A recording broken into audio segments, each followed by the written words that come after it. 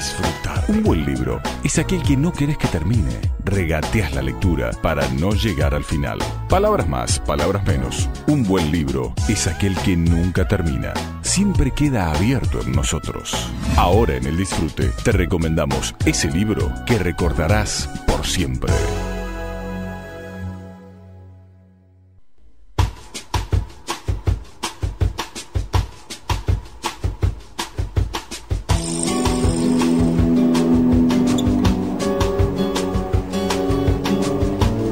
Muchísimas gracias por los llamados, por la gente que se comunica por Facebook, por todos los que de alguna manera nos hacen llegar su cariño. Realmente, muchísimas gracias. Señoras, señores, hoy tenemos el enorme placer de conversar. Dentro de unos instantes vamos a hablar con él, con José Juan Iglesias del Castillo y Díaz de la Serna, más conocido como Pepe Iglesias. Presentar a José es una labor, qué sé yo, prácticamente imposible en radio, sí, por su extenso currículum. Una experiencia increíble, ya que trabajó en todos los departamentos de la hostelería al más alto nivel.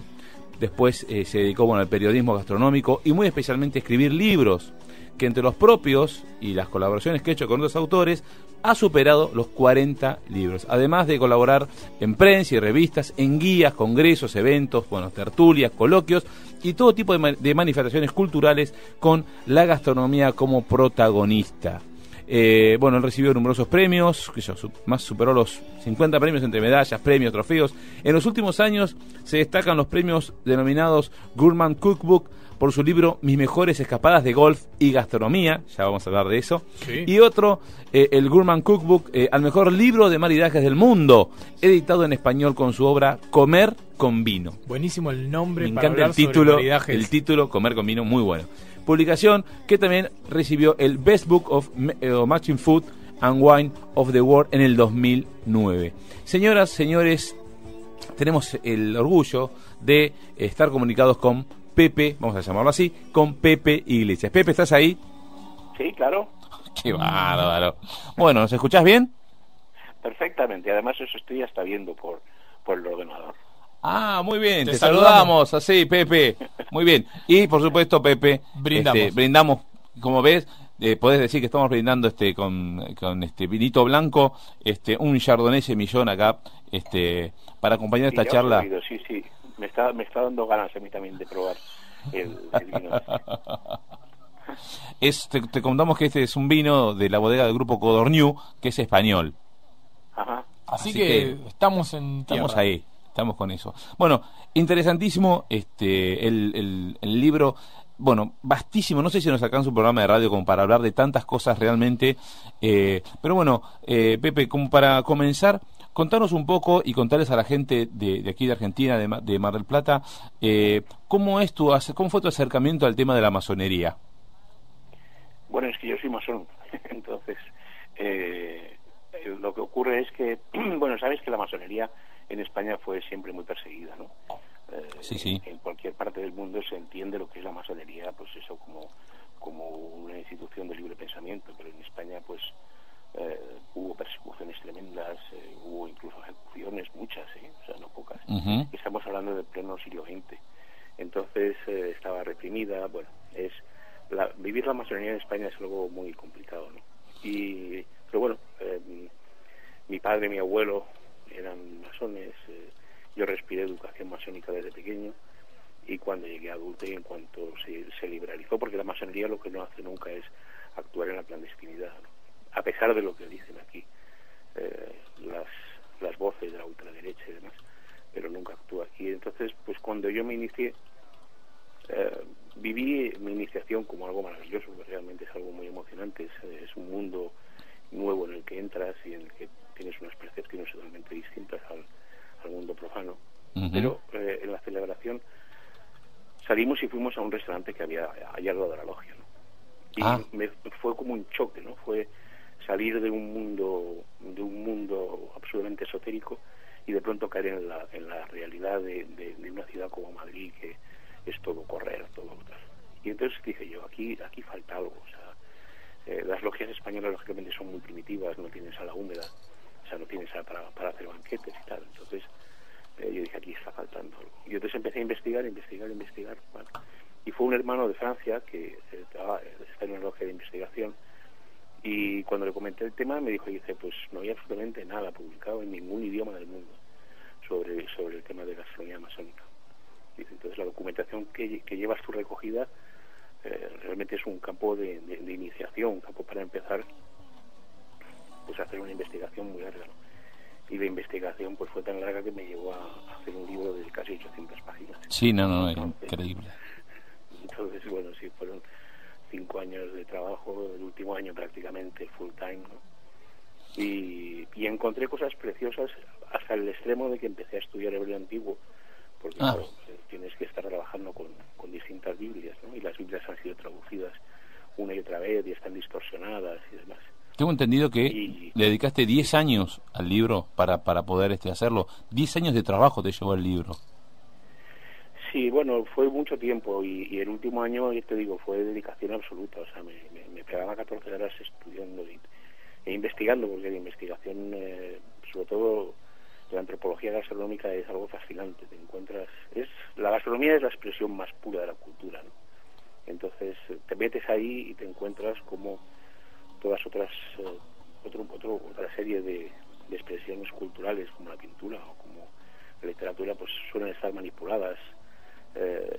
Antiguamente siempre se hacían para la nobleza, para el clero, pero sin embargo si estudias lo que es la gastronomía, sabes cómo realmente vivía el pueblo, ¿no? O sea, el famoso siglo de oro español pues realmente fue un siglo de miseria. Mira. Y eso, si estudias la historia a través de la gastronomía, te encuentras con sorpresas realmente asombrosas, ¿no?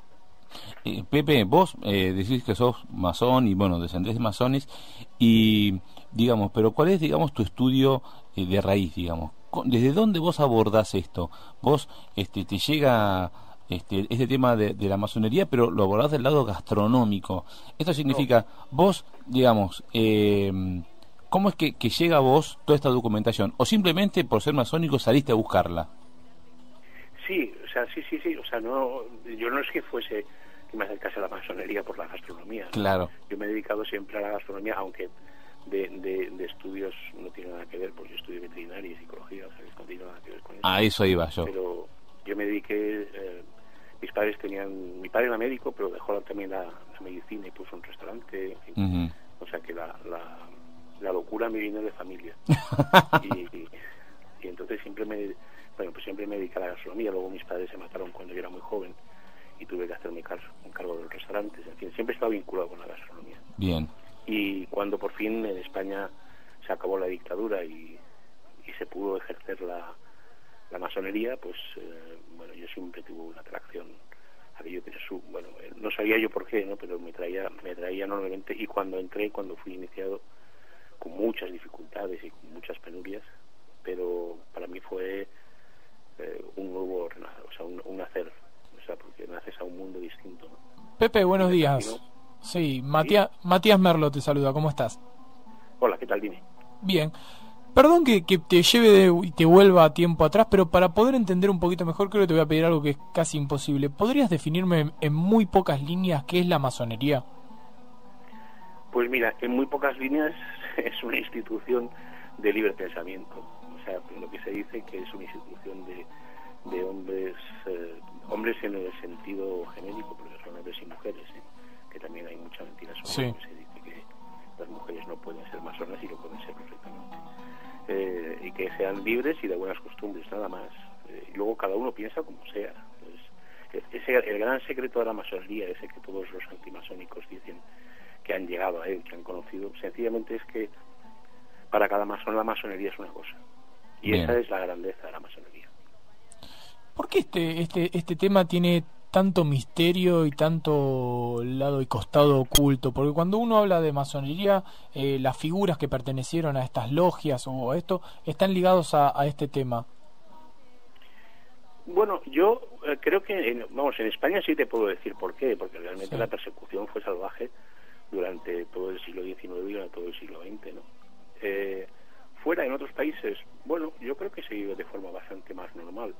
Lo que pasa es que hay lógicamente es una ciencia hermética, entonces hay cosas que no se entienden si no te has iniciado, ¿no? O sea, si tú llevas a un budista, alguien que no ha salido del Tíbet, lo llevas a una iglesia católica, pues cuando vea las cosas que se hacen dirán, estos están locos, ¿no? ¿Qué hacen? ¿Qué hacen? Un tío tomando vino ahí arriba, o sea, no tiene sentido, ¿no? Y sin embargo es así, pero claro, tienes que estar, para nosotros nos parece normal cuando el cura se come la sagrada forma y después echa su granito de vino y tal, y dices, pues madre, qué bien.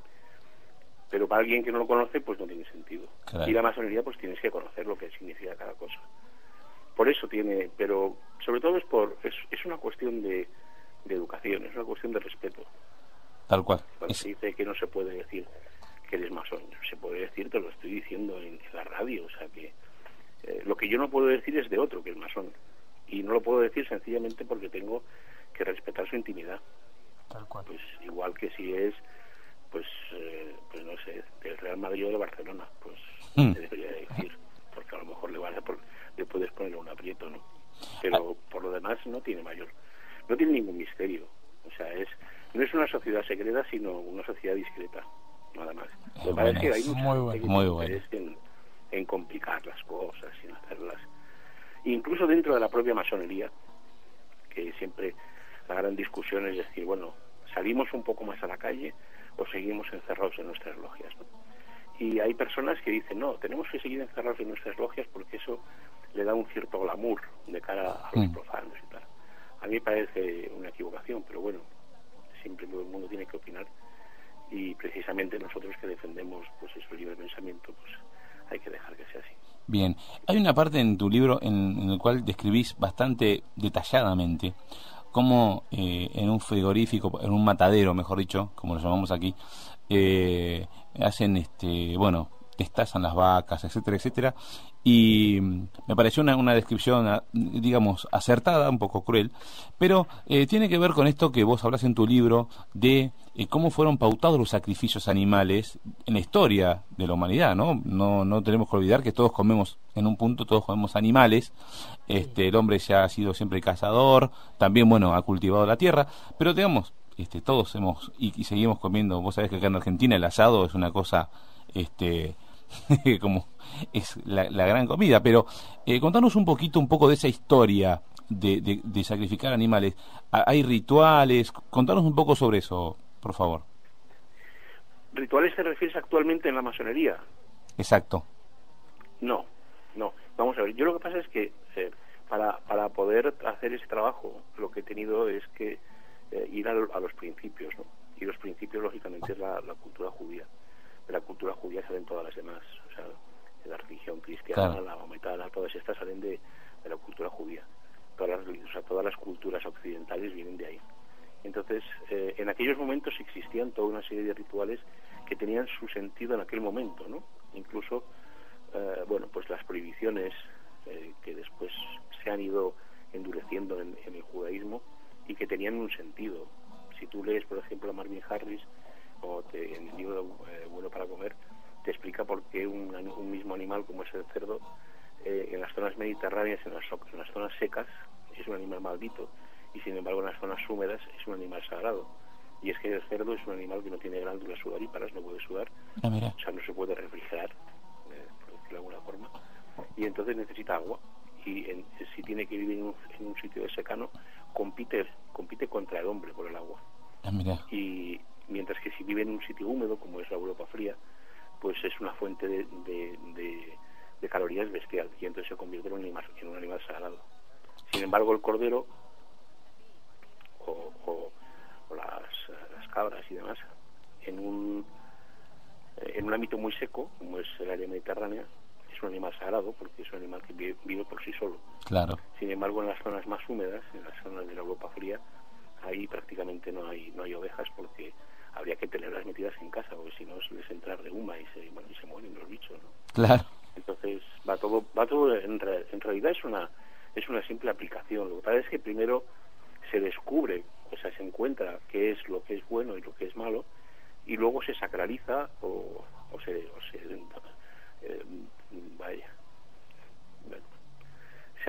se hace maldito.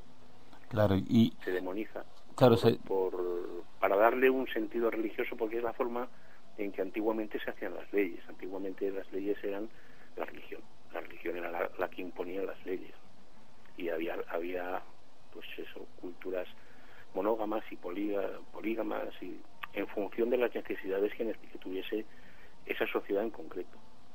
Entonces todo el tema de los animales, el hacer muchos procesos rituales de desangrado y demás, es sencillamente por una cuestión de conservación. Si tú una carne la dejas con su sangre, se pudre rápidamente, sobre todo en un sitio de mucho calor. Uh-huh. Si tú la sangras y la evisceras y dejas simplemente los músculos lo más limpio posible, esa carne se puede conservar más tiempo. O sea, es práctica, sencillamente es una cuestión práctica. Lo que pasa es que luego, pues eso, se sacraliza para que la gente tenga la obligación. Pues hoy en día, pues todos esos ritos que llevan los judíos, teniendo cámaras frigoríficas, son absurdos, ¿no? Pero sin embargo, pues los siguen llevando porque ahí han quedado sacralizados. Tal cual. Hay una idea de que antes los monjes eran los mismos sacerdotes eran los que hacían, digamos, los sacrificios. De hecho, la famosa comida, si no me equivoco, la comida kosher judía, es que matan al animal sin que sufra, ¿verdad? Es algo así. Bueno, todo el tema kosher es más complicado. Tiene toda una parte, digamos, mágica, ¿no? Incluso la elaboración del vino. Vosotros que sois, ya os he estado escuchando y sois grandes expertos, y los vinos kosher, pues tienen más de... No voy a decir superstición, porque bueno, podría herir susceptibilidades, ¿no? Y no quiero que nadie se sienta ofendido. Pero realmente no tienen, o sea, un montón de cosas que se hacen no tienen sentido. Entonces tiene que llegar el rabino y tiene que sellar el depósito que va a ser destinado como vino kosher, etcétera, etcétera. Todas esas cosas realmente no tienen sentido práctico, ¿no?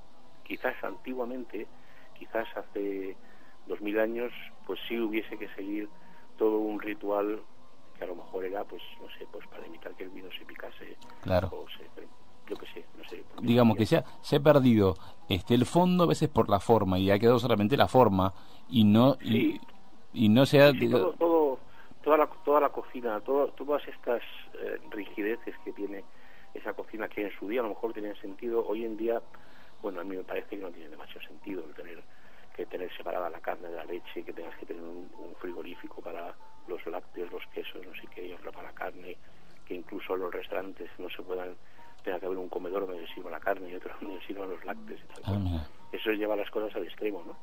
Sí. Pero vamos, desde luego eso no tiene nada que ver con la cocina masónica. Eso es otra cosa, que fue donde yo empecé a buscar, pero no significa que esté presente en la cocina masónica. Pepe, leyendo un poco sobre el temario que hay en el libro y pispeando algunos artículos, está muy ligado lo que es el tema masónico con el absenta en cuanto a las bebidas. ¿Con la absenta? Sí. No precisamente. Lo que ocurre es que la absenta fue una bebida que, bueno, marcó una época, ¿no?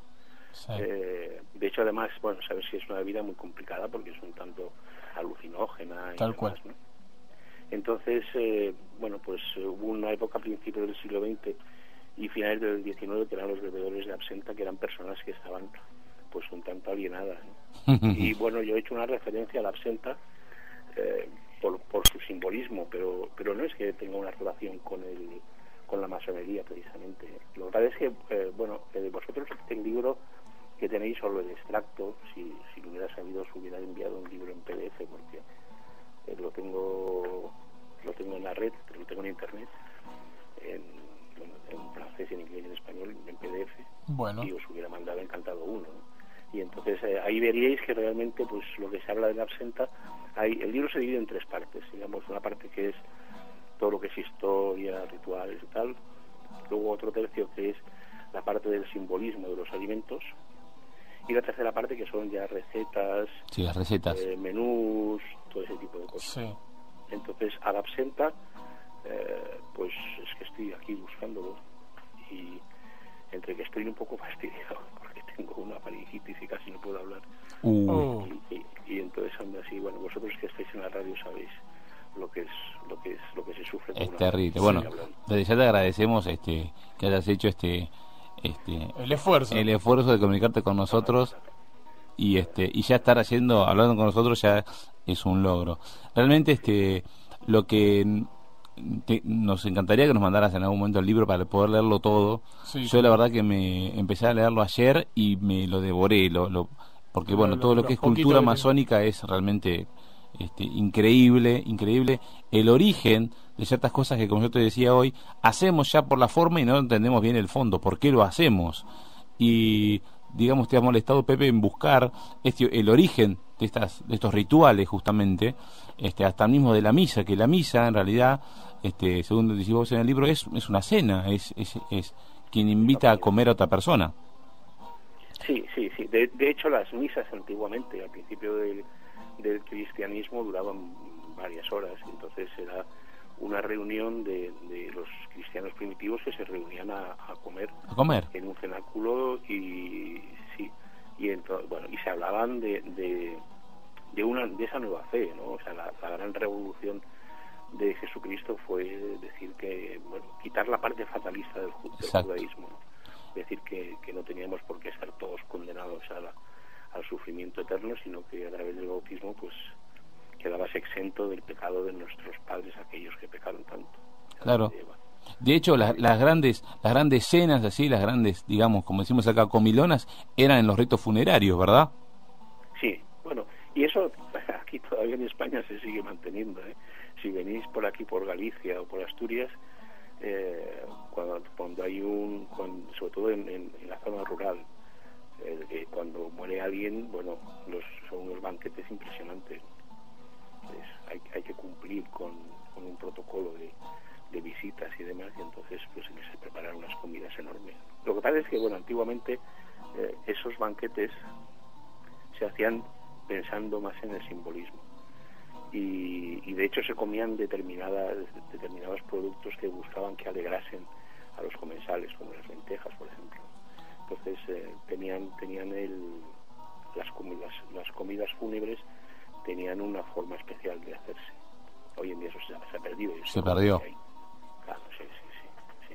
Pepe, te hago una consulta. Yo calculo que como vos lo planteás y lo contás, debe haber algún lado que sea o algún sector un poco más reservado de lo que es esto. ¿En algún momento sufriste algún tipo de consecuencia por haber revelado o escrito esto o perseguido en algún caso? Pues por desgracia sí. Por desgracia sí. Pero bueno, ya te digo que eso es un problema que hay en España porque han sido muchos años de contar unas mentiras que hay gente que las quiere creer, ¿no? Y de hecho incluso actúan de forma violenta.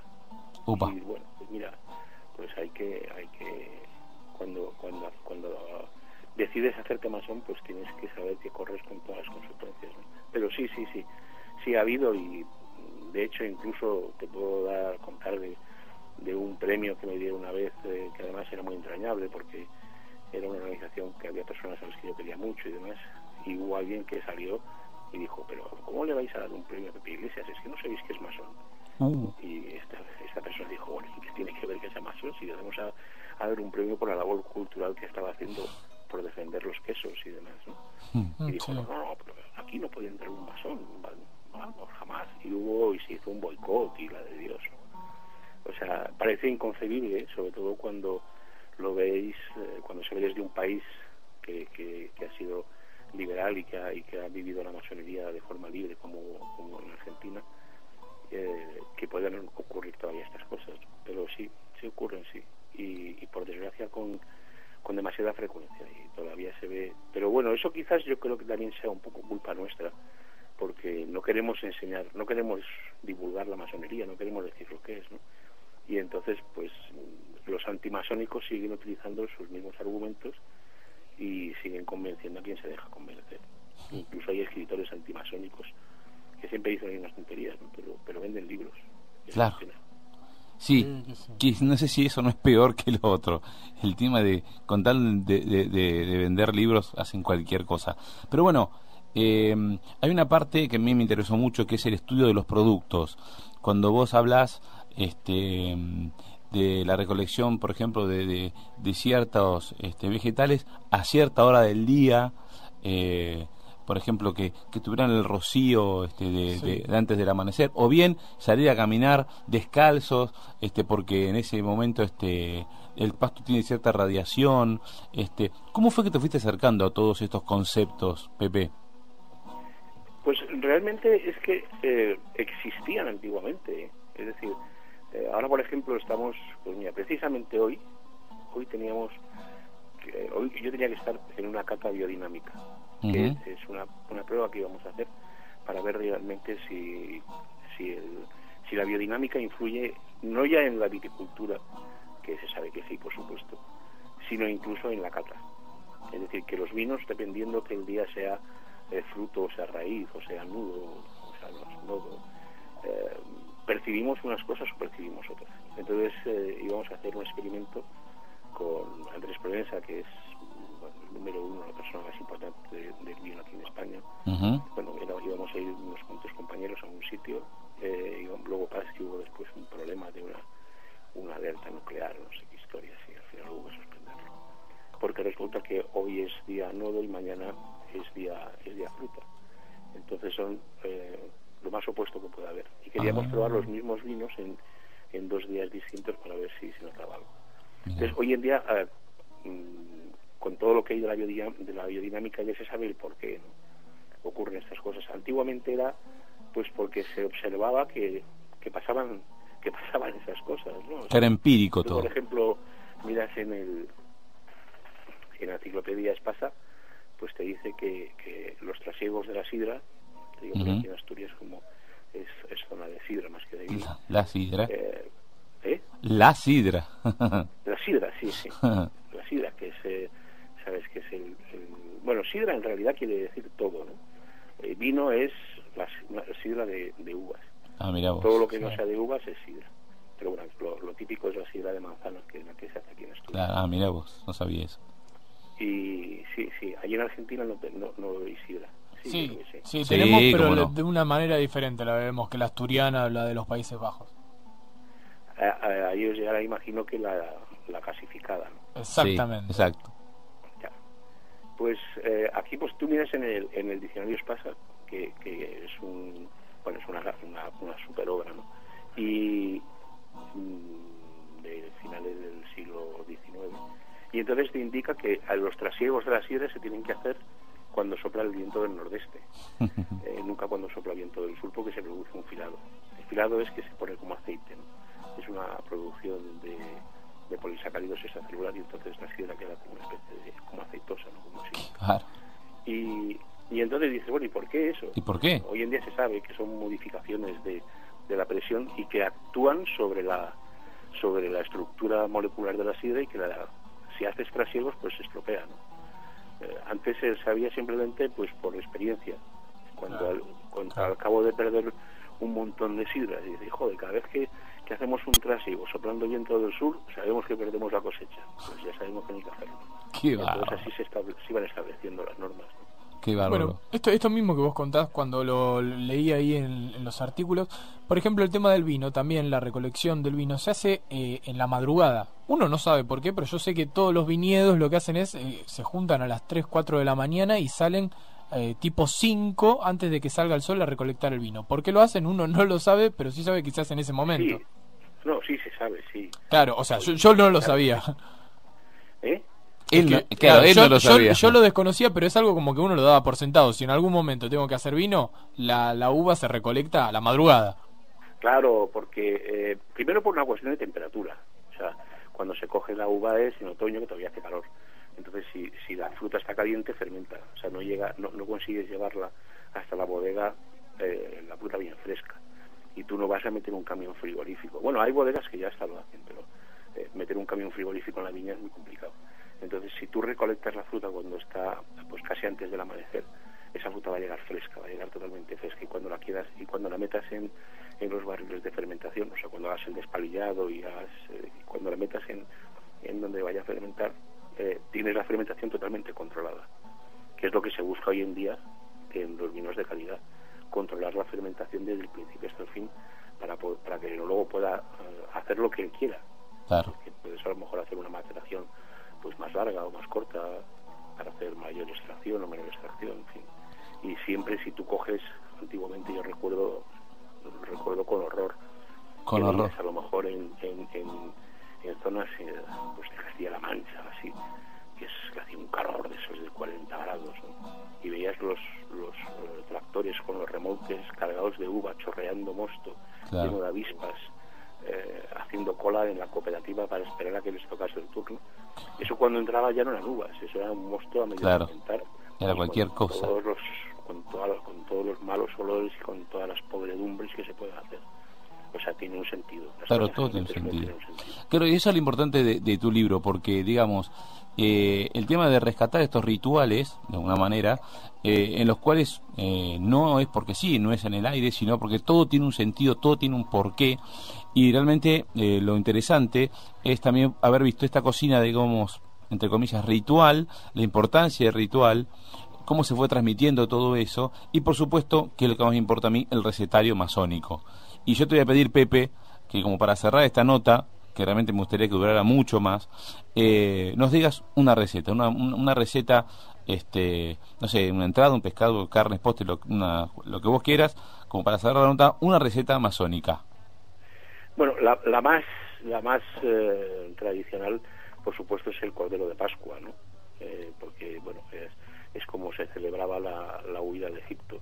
Claro. Entonces es uno de los platos que en la masonería más convencional, en la masonería anglosajona, pues ese plato se comía, pues lo que es el cordero asado con pan ácimo y hierbas del desierto, que no se sabe lo que era, pero bueno, se supone que sería un tipo de endivia, una cosa de ese tipo. Uh-huh. De todas formas, yo lo que os recomendaría, porque además en Argentina que tenéis una tradición de fuego, porque el fuego es importantísimo. Acá sí. Hoy en día utilizamos una cocina y le damos a un botoncito y se enciende, pero lo importante, o sea, el hacer un fuego tiene una importancia enorme, y el probar con distintas maderas. Yo un día conocí en Galicia, pues probé la madera de mimosa y da un perfume que es una cosa deliciosa, ¿no? Increíble. Entonces, utilizar aquí en el País Vasco hay un restaurante que se dedica a hacerlo todo a la brasa y utilizando distintas maderas para perfumar de una u otra forma, claro, según esté utilizando un pescado o una carne o algo así. Entonces vosotros que sois, bueno, el país por excelencia, además yo soy nieto de un argentino, mi abuelo era bonaerense. Ah, mira. Así que fíjate si me gusta vuestra cocina, vuestra cultura. Y esa es una de las, yo diría que de las formas más antiguas y por lo tanto absolutamente masónica, el cocinar con fuego y estudiar sobre lo que es el fuego y hacer experimentos con el fuego y cómo se maneja el fuego. Eso es magia y eso es masonería. Tal cual. Y todo lo que rodea, ¿no? Al fuego y al fogón y a esa magia de reunirse alrededor de un fogón. Pepe, te agradecemos mucho. Fuego, sí, y un fuego abierto. Un fuego abierto. Sí. Excelente, nos gustaría por supuesto seguir, es amplísimo, sí, es vamos muy a pedirte interesante el libro para poder que nos mandes leerlo, sí. y poder leerlo más a fondo y poder preguntarte mejor todavía, porque realmente, Pepe, nos has abierto, como decimos acá, nos abriste la cabeza en un montón de cosas, no solamente a nosotros, sino en este pequeño encuentro así a toda la gente, a los radioescuchas de Radio Brisas. Te agradecemos mucho este contacto, Pepe. Bueno, esto no queda acá, seguramente seguiremos en contacto, y bueno, queremos realmente queríamos transmitir esto a la gente porque nos pareció muy interesante. Muy bien, pues encantado de haberos conocido, aunque sea telefónicamente, pero como estamos un poco lejos, la próxima vez cuando vuelva a Argentina iré a visitaros. Esperamos que así sea. Muchísimas gracias, Pepe, un abrazo grande. Chau. El disfrute, una afrenta a las ocupaciones cotidianas, un bastión del buen vivir. Disfrutar.